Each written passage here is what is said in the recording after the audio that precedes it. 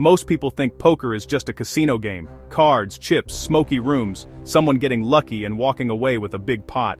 But if you really pay attention to what's happening on the table, you see something completely different. Poker is a high-speed simulation of business and decision-making under pressure. You sit down with limited capital, you face incomplete information, you compete with people who try to exploit your mistakes, and every single decision has a financial consequence. That sounds a lot like entrepreneurship, investing and career decisions in the real world, right? In this video, I want to treat poker as a business classroom. I'll walk you through 3 poker skills that have nothing to do with superstition or being lucky, and everything to do with making smarter money decisions outside the casino.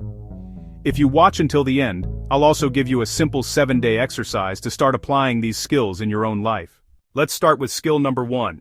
Skill number 1, bankroll and risk management. In poker, your bankroll is your oxygen. It's not just the chips in front of you in this session, it's the money that keeps you in the game long enough for your skill to actually matter. Even great players have downswings. You can play correctly for days or weeks and still lose hand after hand.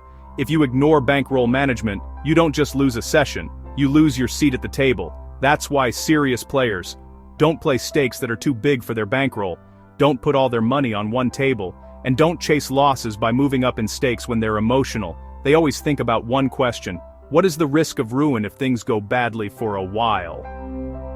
If that risk is high, they simply don't sit in that game. Now look at real life. Most people are unintentionally all in on one thing. One employer, one client, one income stream, one coin, one stock, or one big dream project. If that single pillar collapses, everything collapses. A poker player would call that a bankroll disaster. So here's the practical translation. Don't let more than a safe percentage of your income come from one client or one job. Don't put a huge chunk of your net worth into a single bet. Protect enough savings so you can survive a few bad months without going broke. Your first goal is not maximum profit. Your first goal is stay in the game. Skill number 2, EV thinking, expected value. In poker, you rarely know exactly what your opponent holds, so instead of asking, will I win this hand, a pro asks, if I make this same decision 1,000 times, does it make money overall? That's EV thinking. Sometimes you make a call knowing you'll lose more often than you win. But when you win, the pot is so big that the decision is profitable in the long run. Bad players can't handle that. They judge everything by short-term outcomes. I called and I lost, so it was a bad decision. Not true. In poker, a decision can be absolutely correct and still lose right now. Professionals separate decision quality from short-term results. Now translate this to your life. Most people ask, will this work? Can you guarantee it? That's the wrong question. The better question is, what is the expected value of this choice for my future? For example, you start a YouTube channel or a side hustle. Probability of massive success? Maybe low. Upside if it works? Very high. Downside if it fails? Mostly time, experience, and some small money. From an EV perspective, that can be a great bet. Or you accept a job with slightly lower salary but much higher upside, learning and network. Short term it feels worse. Long term the EV could be far better than the safe option. A simple EV framework for any big decision. 1.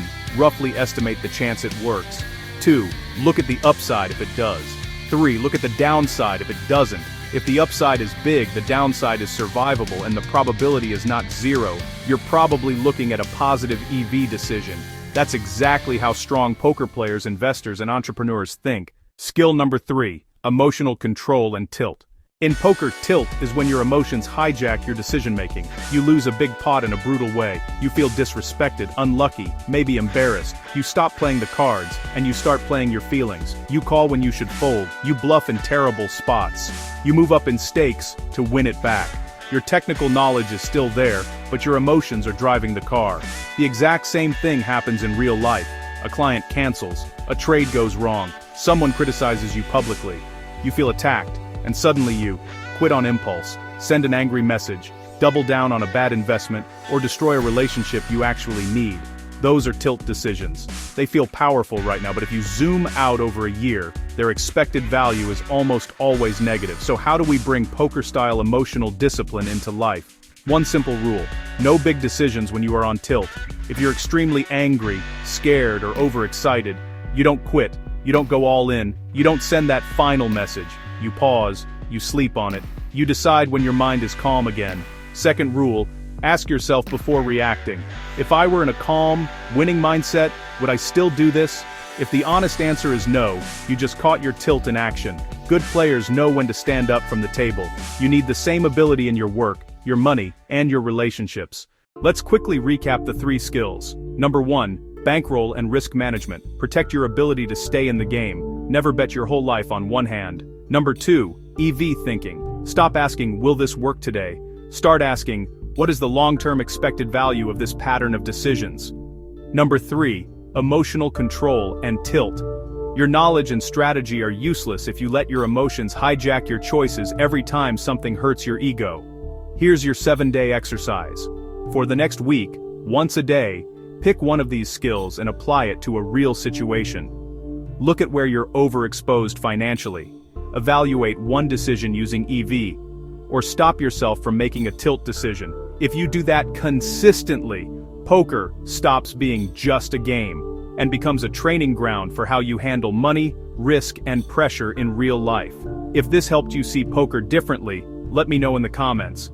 Which skill do you need the most right now? 1, 2, or 3?